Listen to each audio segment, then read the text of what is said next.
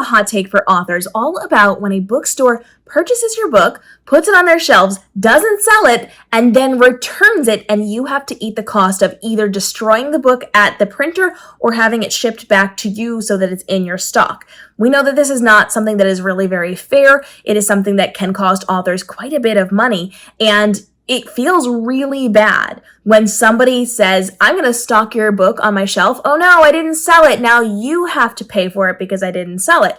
And we feel really bad about ourselves. We feel like we're not popular enough, our book is not good enough, nobody wanted to buy my book, nobody wanted to read my book.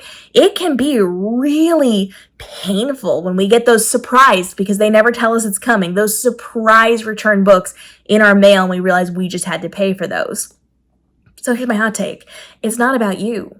It's not about your book. It's not about the readers. It is about the bookstore.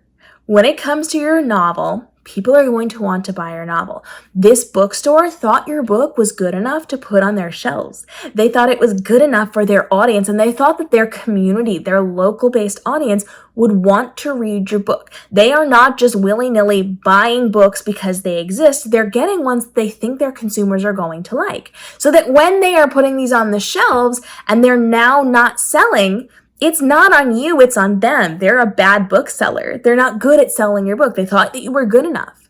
They purchased your book to go on their shelves, to go out to their consumers. They did not then carry through with their job of selling the book. They're the ones who have to sell it to their audience. They purchased it because they knew it was a good fit for their audience, but they couldn't convince their local audience that this is something they should be paying attention to. And that can be the way it's displayed, the way that it's shelved, the way that they talk about it, or the fact that they don't talk about it. A lot of bookstores just let people wander through and they don't ask for what they're looking for. They don't help them. They don't assist them. They do not give recommendations. They don't feature a book on a table. So they purchase things knowing they can send it back if they don't sell it. And then if they didn't make the effort to sell it and they didn't sell it, then it gets returned to the author. So you as the author shouldn't feel bad about that. You wrote a book that was good enough to sell in the first place. They just didn't carry through with their end of the deal to then sell it inside of their store. They did not do the proper marketing. They did not have the appropriate conversations and the appropriate placements to then sell your book from what they were doing. They didn't make a profit on it. So then they sent it back because they didn't make a profit on it, and now you have to pay for it. That's not your fault, and it's certainly not your book's fault. So when you get those surprise boxes of books delivered back to you that says, returned, that's not on you. And that is not a commentary on you, your writing skills, your book, your characters, your cover, any of that, because they originally made that purchase. They had the security of being able to send it back to you, but they immediately, when they saw it, said, that's going to be a good fit for my audience, purchase, and they brought it into their space, and they did not do the work to appropriately market it to get those things sold so that they could get the profit. It's not on you.